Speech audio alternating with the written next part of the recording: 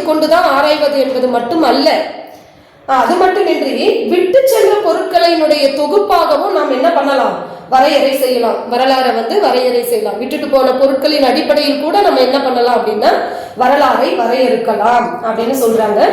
எடுத்துக்காட்டா இந்த மன்னியல் காலம் தோன்றியதற்கு எடுத்துக்காட்டா பாத்தீங்கன்னா, பூமி சூரியனில் இருந்து பிரிந்து ஏறக்குறைய 4000 மில்லியன் ஆண்டுகளுக்கு முன்பே சூரியனிடமிருந்து பூமி பிரிந்து வந்துருச்சான்.